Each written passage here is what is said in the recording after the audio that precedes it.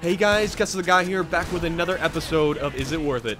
This time, I'm having a look at Grand Theft Auto 5 for PC. GTA 5, of course, came out in 2013 on last-gen consoles. It was re-released about a year later on current-gen consoles, and it has been released for a third time on PC.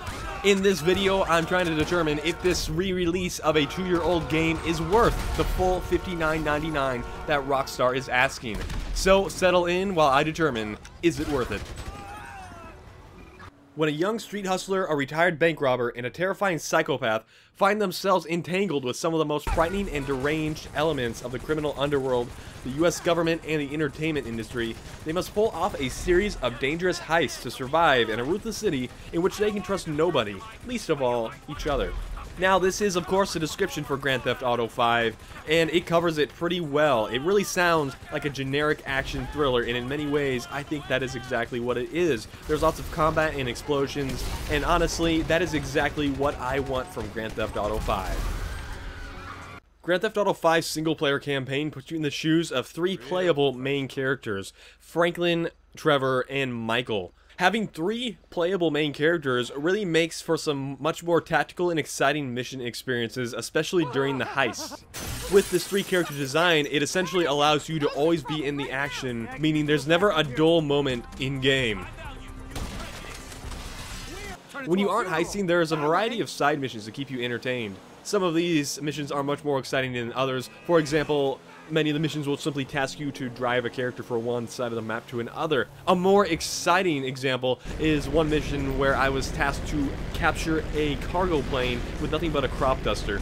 I was able to complete this mission by flying the crop duster into the back of the plane and killing all the occupants. It was absolute insanity. That really paints a good picture of what GTA 5 single player is. There's a lot of dull moments, but the exciting moments are really exciting and absolutely worth it. There are also a variety of side missions that don't really affect the main story in a meaningful way. These missions often task your character to assist random citizens throughout Los Santos. In one case, I found myself fighting monsters brought on by a drug trip. Another such encounter had me kidnap a celebrity and then later dispose of any evidence. Another favorite was a side mission in which I was asked by a member of the paparazzi to assist him in getting some important pictures. And besides the Freaks and Strangers missions, there were also random events. These events are often as simple as a hitchhiker on the road who needs a ride home, giving some interesting dialogue. It's missions like these that really made the game enjoyable when you were suffering from fatigue after all the sometimes chore-like main story missions. Besides these side missions, there are also a variety of activities you can partake in, such as sports like golf and tennis, racing, you can go shopping, you can go off-roading in the desert, you can fly around Los Santos in a plane or a jet, you can buy cars, you can buy properties, you can mod cars, you can even go hunting if you choose. There is so much to do in single player that it is absolutely 100% worth it in my opinion if that is all you're buying the game for. Now, once you beat Grand Theft Auto 5's single-player campaign, you are, of course, going to spend most of your time from then on in Grand Theft Auto Online. The multiplayer experience is pretty fun, in my opinion. You are given missions in a similar way to single-player by NPCs calling your phone, or players and friends inviting you to their missions. Now, unfortunately, the missions often do end up becoming repetitive, and the online experience can feel pretty grindy at times. But overall, I think it's pretty fun. All the activities I mentioned before are available in the multiplayer campaign. You can do all these things with other players, which makes it exponentially more fun. Once you find yourself a good and active crew, the game becomes that much more exciting. You can play with other players who aren't just going to murder you in free roam, and you may actually get a competent team on the multiplayer missions. I think Grand Theft Auto Online's multiplayer experience only really comes alive when you are playing with friends or people you can trust. Playing with randoms is never a good experience. Another big reason why people bought Grand Theft Auto 5 for PC is mods. Mods are a huge part of the PC gaming experience. Grand Theft Auto 5 is no exception to that. If you remember before, there were a ton of mods, zombie mods, weather mods, lighting mods.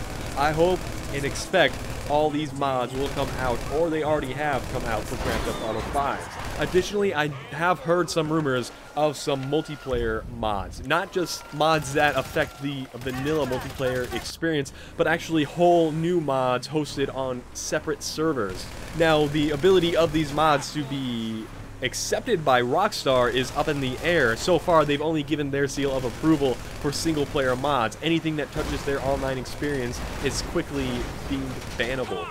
In my personal opinion, I believe the future of Grand Theft Auto Online really hinges on whether or not Rockstar will allow online mods of any kind at some point. Without mods, I believe the online experience will quickly become stale and people will slowly begin to leave it for other games.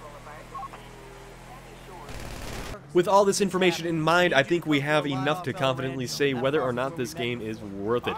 Based on my experiences in single player alone, I would say this game is totally worth the $60 investment. But with multiplayer included, I will get hundreds of hours of entertainment out of this game. So I can say without a doubt, Grand Theft Auto 5 for PC is worth the $59.99 that Rockstar is asking. Of course, this becomes a little bit more complicated if you've had it on console already, because this is, in essence, the same exact experience, except the PC version adds a little bit more in terms of graphical options, as well as mods. If you aren't planning to mod GTA 5 and you already have the game on console, I would say it is not worth it for you to repurchase the game.